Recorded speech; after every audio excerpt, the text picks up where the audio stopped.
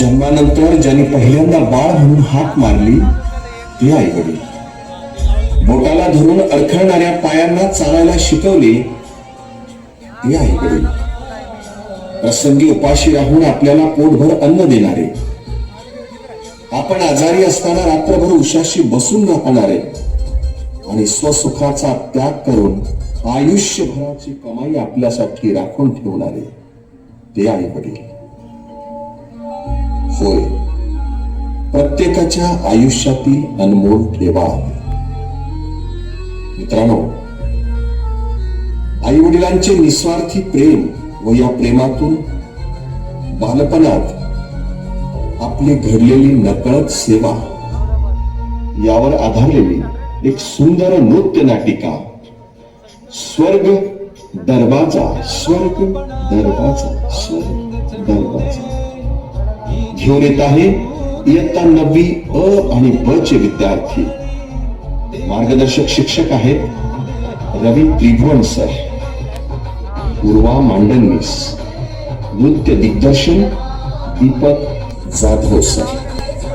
चला तर मग पाहूया ही अप्रतिम कलाकृती स्वर्ग दरवाजा, स्वर्ग दरवाजा.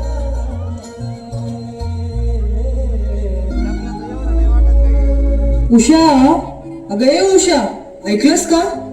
हो हो, आले आले. काय म्हणता? अगं लवकर आवर, मला रानात जायचं आहे. नांगरणी सुरू आहे, जायला हवं. अजिंक्यला शाळेसाठी उशीर व्हायला नको. तो शिकला पाहिजे, खूप मोठा झाला पाहिजे. अगं तोच तर आपल्या म्हातारपणाची काठी आहे. लेकरं म्हणजेच खरी संपत्ती आहे. अहो, कळतंय मला. पाणी उशिरा आलं त्यामुळे उशीर झाला. हा घ्या तुमचा डबा आणि अजिंक्य हा घे तुझा डबा. चांगले शिक्षण घे, मोठी नोकरी मिळव आणि या गरिबीतून आमची सुटका कर रे बाबा. आई बाबा, अभ्यास तर मी करतच आहे, चांगली नोकरीही मिळेल. पण तुम्ही माझ्या नोकरीच्या ठिकाणी यायचं बर का? मी तुम्हाला सोडून राहणार नाही, मला वचन द्या. बरं बाबा, वचन देते. बरं जा आता, शाळेला उशीर होईल.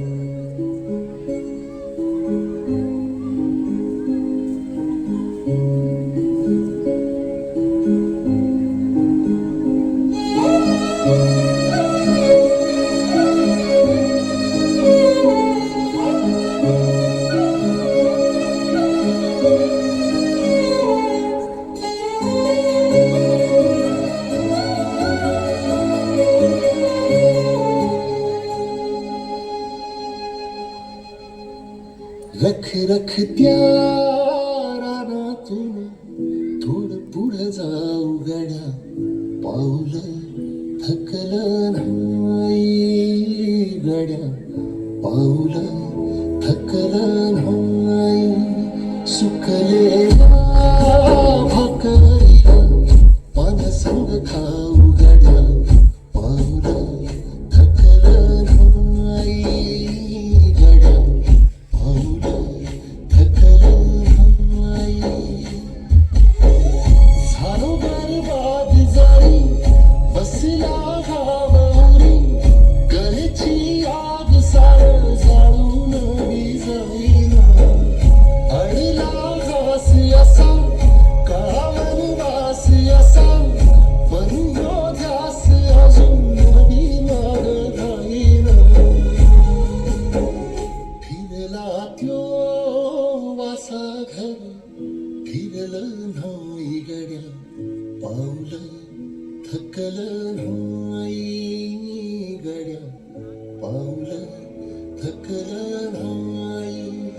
रख रख त्या रानातून थोडं पुढं जाऊ गड्या, पाऊल थकलं नाही गड्या, पाऊल थकलं नाही. उच्च शिक्षित झालेल्या अजिंक्यला मुंबईत मोठ्या कंपनीत काम मिळाले. दरम्यान जानवी नावाच्या मुलीशी त्याचा विवाह झाला. आई बाबा, मला कंपनीचा कॉल आलाय, उद्याच कामावर हजर व्हावे लागेल. आम्ही दोघे मुंबईला निघतोय, दर्शन द्या. सुखी राहा. अखंड सौभाग्यवती हो.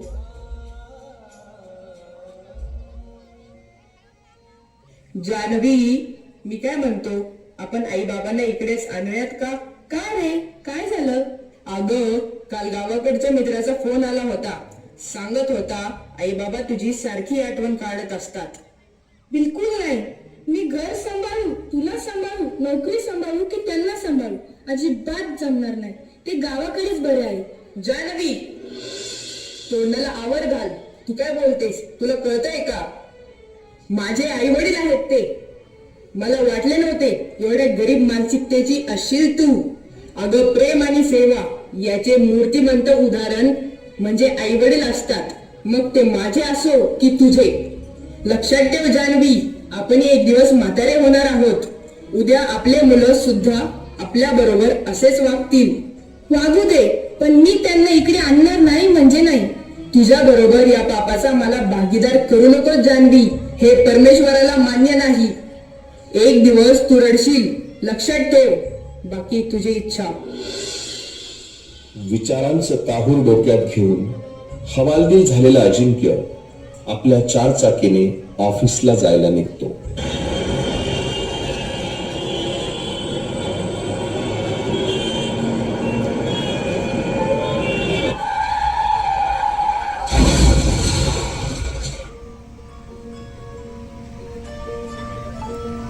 अरे काय अजिंक्य, जपून गाडी चालवायची ना. बाकी ठीक आहेस ना? हॅलो. हो. नाही, मी नाही थांबू शकत. अजिंक्य, सॉरी, पण मला जायला हवं.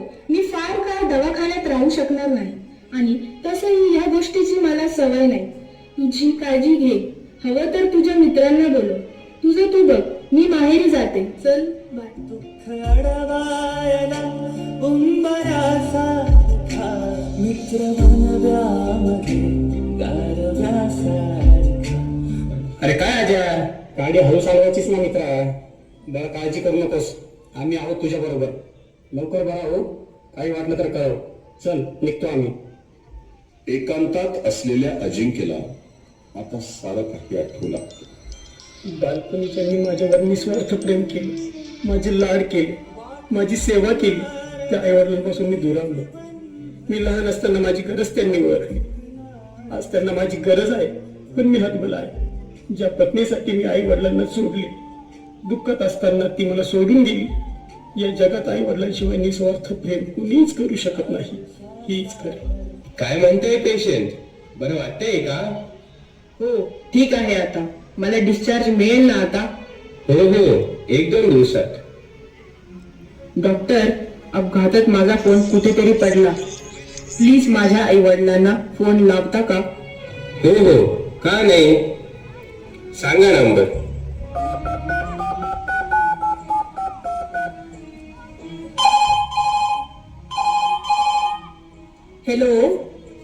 हॅलो.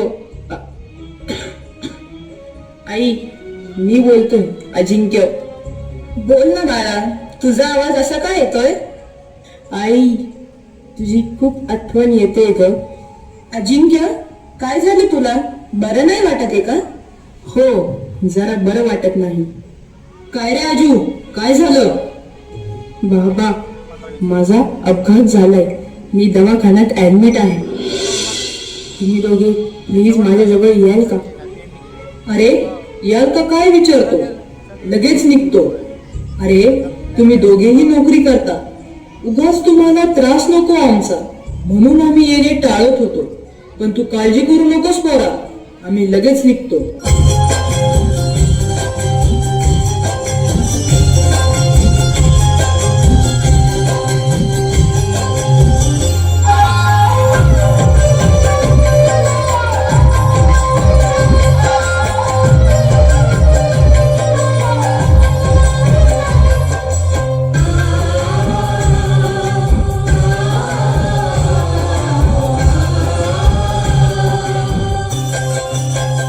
आईचे मोल कसे लावाल, बाबाचे त्याग कसे मोजाल, कसा लावाल तुम्ही अंदाजा.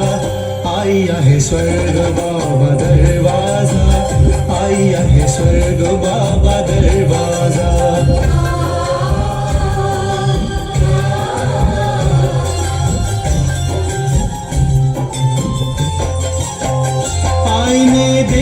तुझा घडवेला, बाबाच्या कष्टाने तो वाढवेला.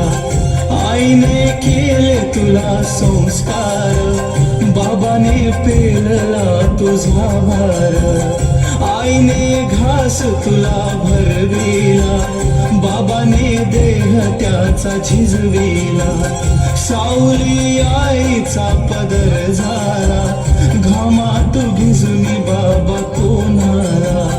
आई झिजली तुला चंदन केला, तुझ्यासाठी बाबा घोडा झाला. आई ती जागली किती रात, बाबाने जोडले किती हात. मांग फिरशील कसे दोघांचे, मोल लावशील कसे प्रेमाचे.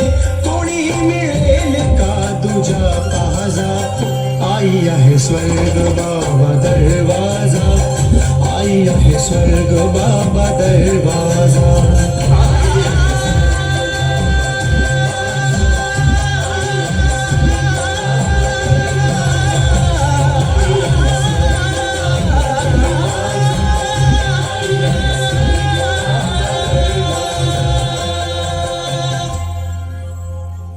काय अवस्था केली आहेस रे पोरा स्वतःची. तर आताच्या फोडाप्रमाणे जपलं तुला, आणि हे काय बघावं लागतंय. अजू, तुला बरं वाटतंय ना आता? चल पोरा, आपण आपल्या घरी जाऊया. आणि हो, सुनबाई कुठे आहे? बाबा ती अजू, आई बाबा, मला क्षमा कर. मी अजिंक्यला सोडून माहेरी गेले होते. 8च दिवसात भावाने मला सांगितले, ताई तुझ्यामुळे आमच्या घरात वाद होत आहे, तू इथे थांबू नकोस. तिथे गेल्यावर समजले की आपलं घर ते आपलंच असतं. यापुढे मी अशी वागणार नाही. आणि हो आई बाबा, तुम्हाला मी गावाकडे जाऊ देणार नाही. आपण सर्वजण एकत्र राहू. आजपासून तुम्ही फक्त अजिंक्याचेच नाही तर माझेही आई वडील आहात. बालपणी तुम्ही आम्हाला प्रेम दिले, आमची सेवा केली. आता आमची वेळ आहे, हे पुण्य आमच्या पदरी पडू दे. मी तुमच्या पाया पडते. तुमच्या सेवेतच सुखी संसाराचं सूत्र दडलंय, हे आता मला समजलं. चला आपण घरी जाऊयात. आणि हो मुलींनो, तुम्हालाही जाता जाता सांगते की जर प्रत्येक सुनेने आपल्या सासू सासऱ्यांना प्रेमाने सांभाळले तर या जगात कुठलेच आई वडील दुःखी राहणार नाही. पर्यायाने कुटुंब सुखी होईल, हा समाज सुखी होईल व हे जग अधिक सुंदर होईल. सेंट झेवियर्स परिवाराकडून हाच तुम्हाला मोलाचा संदेश. धन्यवाद.